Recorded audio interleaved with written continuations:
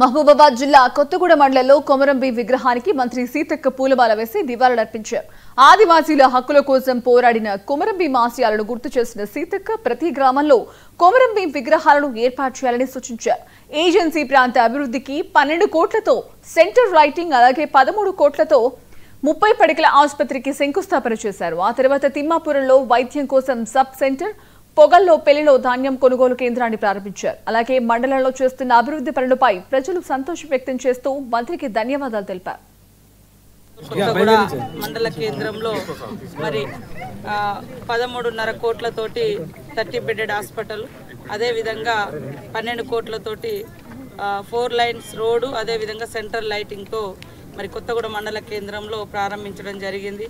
ఇవి మేము దాదాపుగా 30 సంవత్సరాలుగా ఈ గ్రామాన్ని చూస్తూ ఉన్నా. ఒక ప్రజాప్రతినిధిగానే కాకుండా ఉద్యమ కాలంలో కానీ ఇప్పుడు కానీ ఈ యొక్క ప్రాంతాన్ని డెవలప్ చేయాలని అనేక కలలు కన్నటువంటి వాళ్ళము.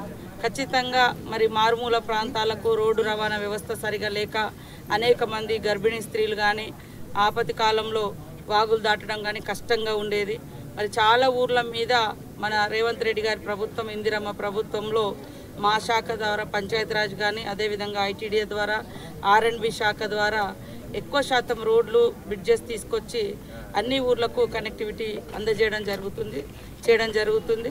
అదేవిధంగా మండల కేంద్రం కూడా రూపురేఖలు మార్చి మండలానికి వచ్చేటువంటి ప్రజలకు కానీ, ఇక్కడ మరి బిజినెస్ దారులకు కూడా షాప్స్ పెట్టుకున్నటువంటి వాళ్ళకు కూడా ఈజీగా ఉండడం, మండల కేంద్రంలో సెంట్రల్ లైటింగు, రోడ్ వైండింగ్ ద్వారా కూడా వచ్చిపోయేటువంటి పబ్లిక్ కూడా ఈజీగా మరి రోడ్డు ఈజీగా ఉంటుంది. తర్వాత కొత్తగూడ మండల కేంద్రం కూడా ఇల్లెందు టు మన నర్సంపేట, హన్మకొండకు కూడా ఇది మెయిన్ రోడ్ కాబోతున్న క్రమంలో టౌన్లో మండల కేంద్రంలో ఇవన్నీ ఏర్పాటు చేయడం చాలా అత్యవసరం అనిపించి మరి ముఖ్యమంత్రి గారి సహకారంతో ఆదేశానుసారం, అదేవిధంగా మన హెల్త్ మినిస్టర్ గారు దామోదర్ అన్న గారి సహకారంతో 30 బెడెడ్ హాస్పిటల్, మరి మన కోమటిరెడ్డి వెంకటరెడ్డి గారి సహకారంతో ఆర్ఎన్బి ద్వారా 12 కోట్లతో ఇవన్నీ కూడా నిర్మాణం చేపట్టడం జరుగుతుంది.